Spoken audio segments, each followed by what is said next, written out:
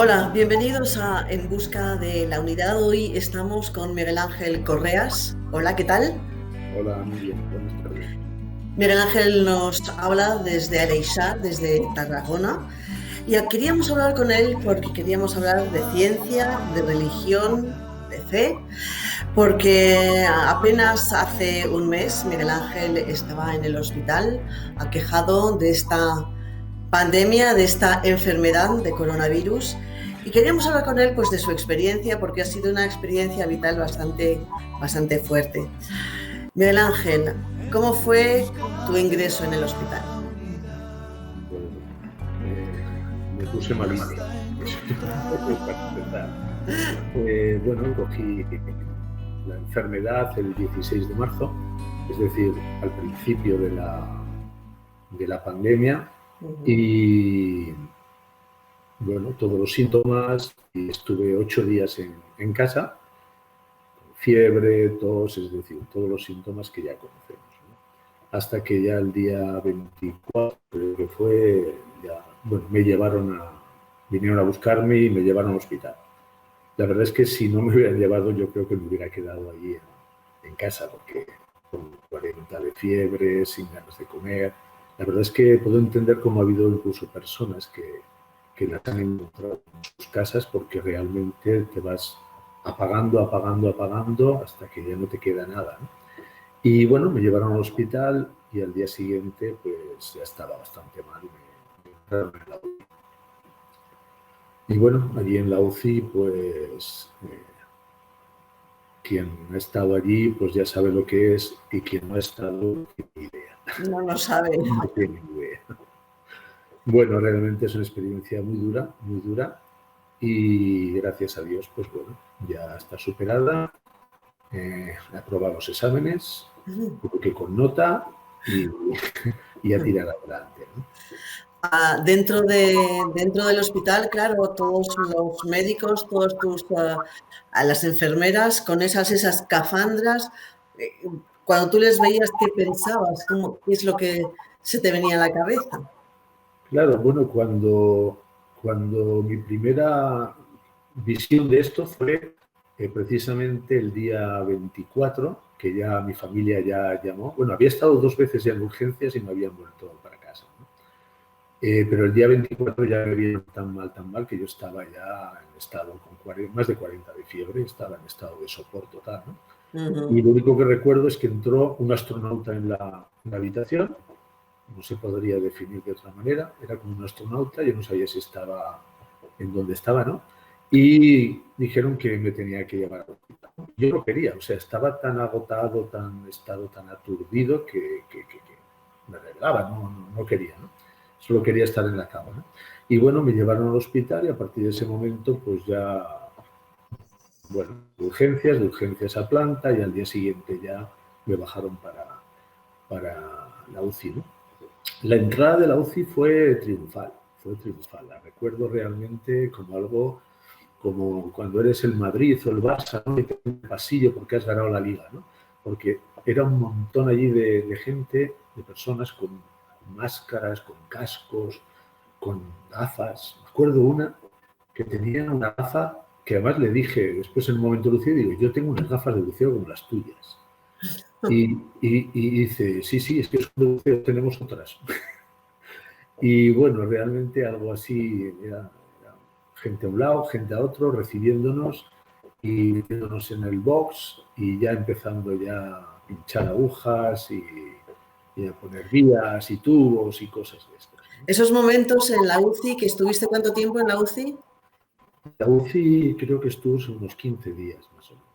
esos 15 días en la UCI, desde luego los recuerdas como trágicos, porque fue una experiencia terrible para ti, llena de alucinaciones horrorosas que no se las deseas a nadie.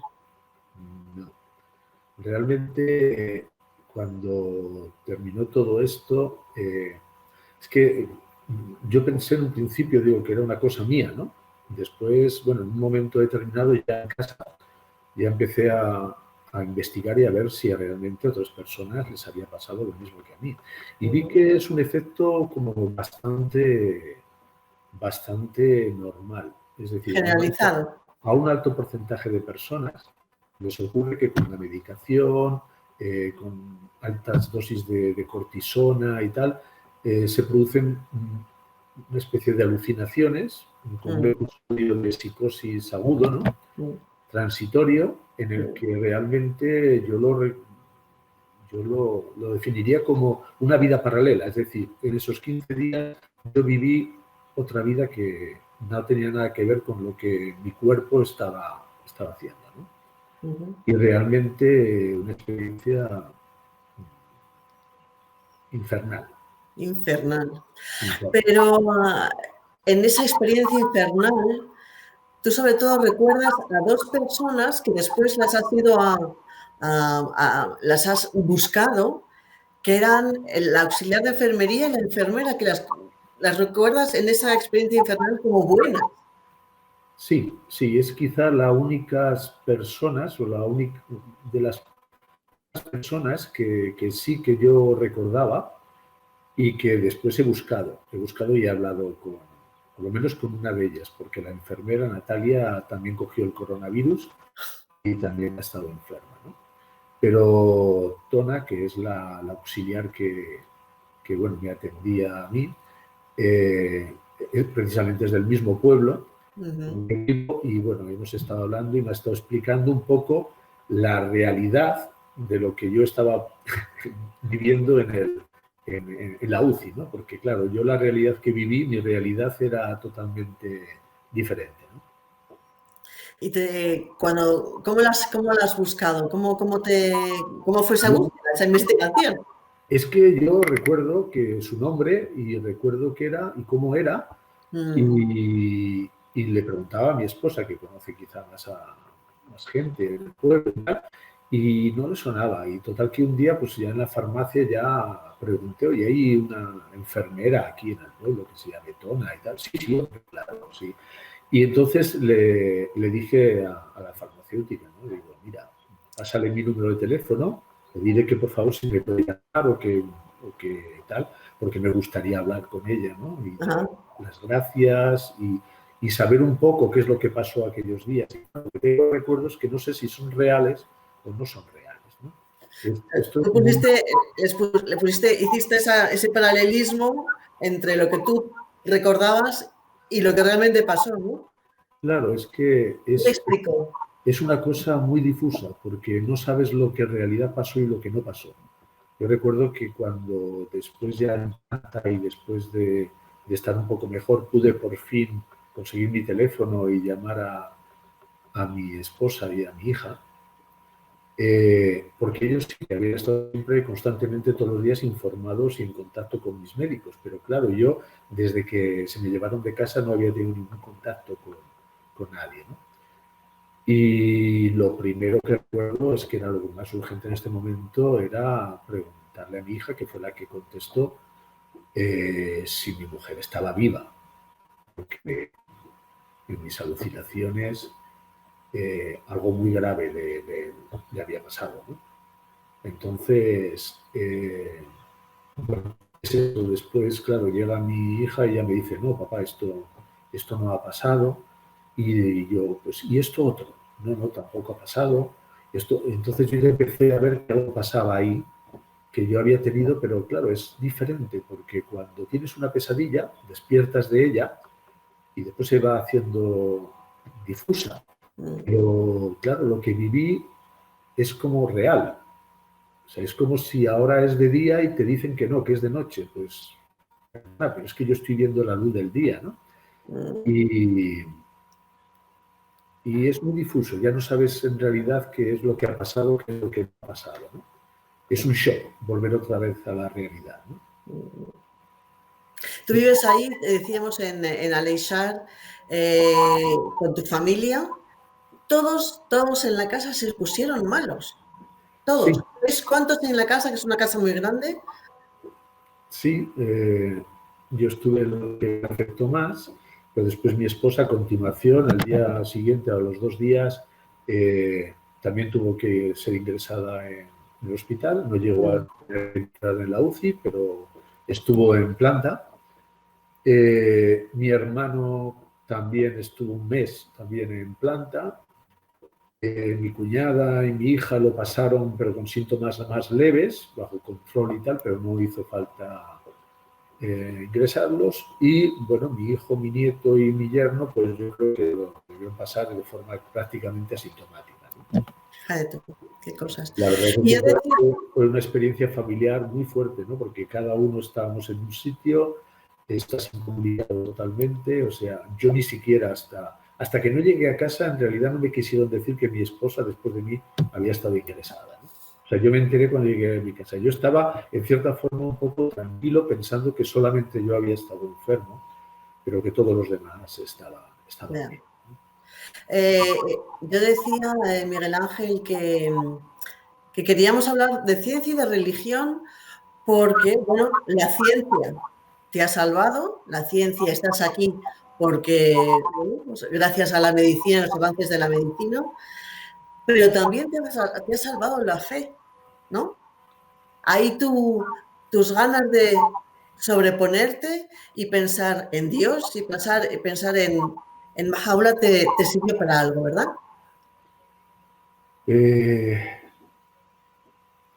mira, mm, el, realmente, después me he enterado, ¿no? Cuando he Ajá. salido, he podido hablar con los médicos y tal, y claro, yo no era consciente de lo grave que estuve, ¿no?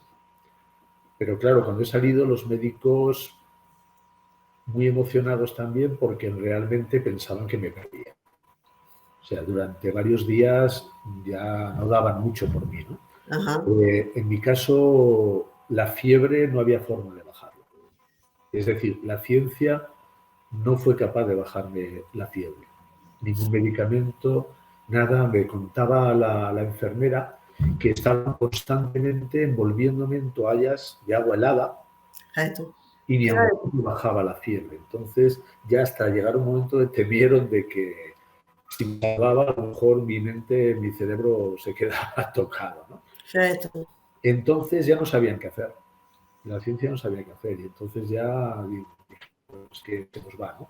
Y de repente, pues un día la fiebre empezó a bajar y se fueron recuperando los valores, las constantes, y se fue poco a poco, me fui a poco a poco recuperando. Ujú. Eh, la ciencia naturalmente que influye, ¿no? Claro. Pero yo creo que en última instancia es Dios el que decide si tú te vas o te quedas, ¿no? Y esto no solamente por esto, sino que también lo viví, por ejemplo, cuando era muy jovencito y murió mi madre, ¿no? Ujú. Por lo tanto, no encuentras, no sabes cuáles son las razones de Dios, pero sabes que existe y que Él decide, nadie sabe por qué, ¿no? Que se va y el que se queda. A lo mejor el que se va es más afortunado que el que se queda, eso es otra cuestión, ¿eh? No lo tengo, Ya, bueno, no lo esto ya tengo. no es cosa nuestra, ¿no? Exacto. Entonces, sí que después me lleva una gran sorpresa, porque una de las cosas más duras que pasé en la UCI, que yo le llamo la sucursal del infierno, Ujú. eh, era que allí, mientras estuve en mis alucinaciones, no existía Dios, no recordaba, o sea, no era presente nada bueno, es que no había nada bueno, es que intento recordar y es que no había nada bueno ahí. Eh, Pero después cuando salí, sí, la experiencia fue diferente porque siguió siendo muy duro. En la habitación, bueno, me subieron todavía con alucinaciones y la habitación, claro, las puertas están cerradas porque hay unos protocolos de seguridad que se tienen que vestir con los trajes de protección y para entrar, para cualquier cosa. Te traen un vaso Ujú. de agua, da igual, se tienen que vestir, volver a tirar los trajes, es decir, y entonces yo estaba con alucinaciones y la primera noche, pues, debió ser que además yo recuerdo que es que me iba a levantar porque iba a coger el coche y me iba a ir a comprar algo para beber. Porque una de las cosas que recuerdo terribles fue la sed impresionante. O sea, Claro, si tenías traumático. fiebre, tenías sed, claro. O sea, una sed que después me decía la enfermera que no, que me mojaban la boca, me limpiaban la boca. Pero la sensación de sed O sea, la primera bebida que yo tomé fresquita, que me acuerdo de un zumo de manzana, que ya me ha quedado hasta fijación por el zumo de manzana, es que esto no lo olvidaré en la vida, esa sensación, ¿no? Entonces yo me iba a ir y bueno, era tal que no sé cómo, me dejé deslizar por la cama y bueno, las piernas, había perdido toda la musculatura, no eran capaz de soportarme y me caí, ¿no? Y después me encontraron pues en el suelo, ¿no? Entonces a raíz de eso y viendo que yo estaba así tan mal, pues bueno, tuvieron que hacer lo inevitable, pero me tuvieron que atar, ¿no? Y entonces estuve durante varios días pues atado de tobillos, todavía tengo las marcas, de muñecas y de cintura, ¿no? Con un dolor terrible en la espalda, como si tuviera un hierro ahí clavado, los brazos dormidos, los hombros que ya hubiera preferido que se me los cortaran porque ya no sabía cómo colocarlos. De verdad, realmente algo horrible, no podía dormir. Y las noches, pensar que eran las 8 de la noche y que me esperaba toda una noche hasta el día siguiente en soledad, en silencio, y allí era casi para volvérselo. Yo creo que me hubiera vuelto loco si no hubiera sido por el amor y por el recuerdo de Bajaola, ¿no? Realmente no sé si lo hubiera soportado. Pero pensar que sí, que estaba en una situación muy dura, pero pensar que él estuvo todavía en una situación más dura todavía y durante 4 meses, en unas condiciones inimaginables, ¿no? En ese momento, hasta ese momento, no había sido nunca consciente de lo que realmente sufrió Bajaola en el Sillacha. Eso hay que vivirlo. Hay que vivir algo, una pequeña parte de lo que él pasó, para entonces hacerte una minúscula idea de lo que realmente pasó, ¿no? Y no solo eso, sino el episodio después de cuando llegan a la prisión y caen todos enfermos de disentería, ¿no? Claro. Claro que también lo vi, ¿no? El estar realmente en ese estado, ¿no? Y sentirte totalmente ahí abandonado y que unas personas vengan y te limpien y pierdas totalmente pues, la intimidad, la dignidad, todo, ¿no? Y después, también otra vez otro episodio que también para mí fue muy duro, porque he tardado bastante a recuperar el uso de mi mano derecha, sobre todo, ¿no? Ajá. Para escribir, porque me quedó realmente dormida toda la mano, entonces no podía escribir. Entonces, pude entender lo que debió sentir Bajaola cuando lo envenenaron. Y a partir de ese momento su mano no era capaz casi de sujetar la pluma y escribía, lo vimos en los archivos internacionales, esa escritura, así escribía yo también, ¿no? Y digo, ¿me quedará esto ya para el resto de mi vida? Y no, afortunadamente voy recuperando ya el uso de la mano y todo tal. Pero ¿Estás en realmente, rehabilitación, supongo? ¿Estarás haciendo rehabilitación y esas cosas? Ah, no. no hacen rehabilitación ni nada. Ah. Bueno, lo que yo intento hacer es toda la vida normal que hacía antes, pues bueno, a una cámara un poco más lenta, descansando más veces, porque por la fatiga, por el cansancio y tal, pero la verdad es que me estoy recuperando muy rápido, más rápidamente de lo que los médicos esperaban. ¿Sí? Pero hay una enfermera que te llama cada X tiempo y te ha llamado una enfermera a la que tú has hecho llorar. ¿Cómo ha sido eso? Sí, cada día te van llamando del centro médico al que pertenecemos, te van llamando, al principio era cada día, ahora ya cada 2 o 3 días. Pues, ¿cómo estás? ¿Tienes fiebre? ¿Tienes dolor? ¿Respiras bien? En fin, ¿cómo tienes la tensión? Todo esto, ¿no? Y recuerdo una que, bueno, vivió también, dice, yo había vivido, porque claro, de toda la zona mía, pues yo fui el primero y el que había estado más grave, ¿no? Ya. Entonces, bueno, es una figura, ¿no? Aquí un poco, ¿no? Ya todo el mundo ya me conoce, ¿no? Porque era el del COVID, perdón, el de la UCI. Entonces, Te van a hacer una escultura en tu pueblo. escultura. El del COVID. Bueno, pues resulta que esta enfermera me llamó cada día, bueno, van llamando de las que les toca el turno, ¿no? Ajá. Y ella, pues que sabía que había estado muy mal, pues bueno, preguntó algo más de lo típico, ¿no? Simplemente los datos y tal, que me encontraba, qué tal, y bueno, pues yo la verdad tampoco sé muy bien lo que le dije, ¿no? Pero sí que le comenté que, bueno, que avanzando, que mejor, que gracias a Dios mejorando y tal, y ella, pues bueno, ahora ha sido muy duro, ¿cómo te sientes ahora? Digo, pues mira, si te digo la verdad, pues me siento bien, me siento que he sido capaz de superar algo muy duro, me siento más fuerte, me siento con más amor, con más ganas de mejorar como persona y tal. No sé, le dije una serie de cosas y se me echó a llorar. Se me echó a llorar y me dice, es que me has emocionado mucho. Me has emocionado mucho, ¿no?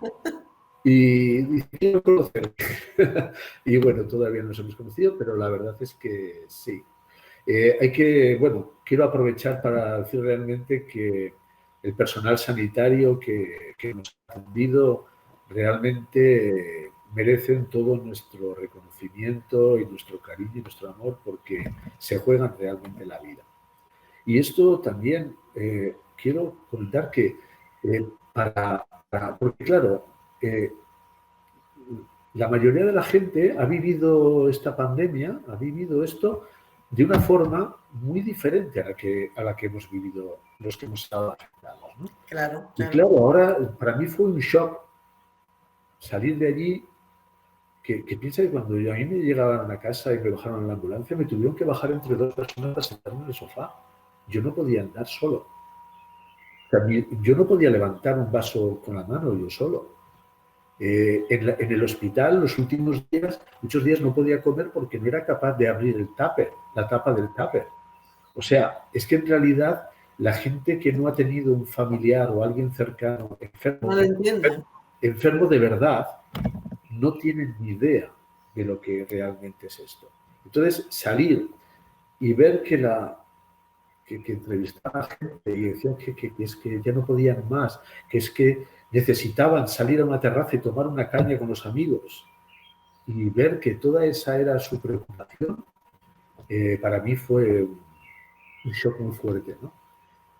Y decir que ha sido muy duro el confinamiento, que ha sido muy duro todo esto, cuidaros todos de verdad, cuidaros mucho y que no, por favor, que intentad no caer en ello porque es muy, muy, muy fuerte. Lo dice una persona que ha estado enferma en otras cosas, ¿no? En enfermedades graves. Y es muy duro. O sea, estar en la UCI y ver pasar a personas que fallecían, cadáveres y que los llevaban y que entraban y salían, esto es muy duro. Muy duro. Mm. Bueno, pero ahora ves la vida de otra manera. Eh, Estás tranquilo, decías, y bueno, pues casi que das ánimo tú a los demás. Sí, la verdad es que me siento muy diferente. Eh, Supongo que todos habremos tenido una experiencia que has notado tú una cierta transformación, aunque sea pequeña, ¿no? Pero sí que eh, el pasar por pruebas, entiendes que realmente te hacen avanzar. Tomas una mayor conciencia de lo que es la vida, de ti, de lo que realmente es importante, no es importante, y te desprendes de muchas cosas. ¿Qué es lo que es importante? Te des- Mira, lo que es importante realmente es tomar conciencia de para qué estás aquí, de cuál es tu vida. Y realmente ser fuente de alegría a toda persona que se acerque a ti. Si no eres fuente de amor, si cada persona que se cruce contigo no sale más feliz o mejor persona, entonces es que no estás en lo que tienes que estar. Entonces todo lo demás no tiene importancia. Todo lo demás hay que estar preparados. A veces lo digo y hay gente que no lo entiende, pero de verdad, no es por decir, pero en realidad, desde que salí, estoy preparado para marchar cuando tenga que ser. En realidad, estamos aquí de paso. Todo lo demás, y no las cosas materiales, a veces, porque son las menos importantes. Lo más importante es desprendernos de nuestro ego, de nuestro yo, de nuestros instintos más bajos, ¿no? Realmente mirar hacia arriba y tener confianza en Dios y un amor profundo por Valhalla que nos da pruebas, pero tenemos la certeza de que no sobrepasan esas pruebas nuestra capacidad, ¿no? de soportarlas. Bueno, Miguel Ángel, pues muchísimas gracias por contarnos esta experiencia tuya. Muchas gracias por ese mensaje de esperanza y bueno, pues a ver si nos vemos y nos tocamos un poco también. Nos saludamos, por lo menos, no sé, con la mano o con lo que sea. Bueno, algún día será. Un beso muy fuerte. Un beso a todos. Hasta luego. Y ponte muy, muy bueno. Sí, ya estoy mucho mejor y bueno, seguiremos recuperándonos. Ya estoy Eso es. en el camino. Un abrazo a todos. Hasta luego. Hasta luego.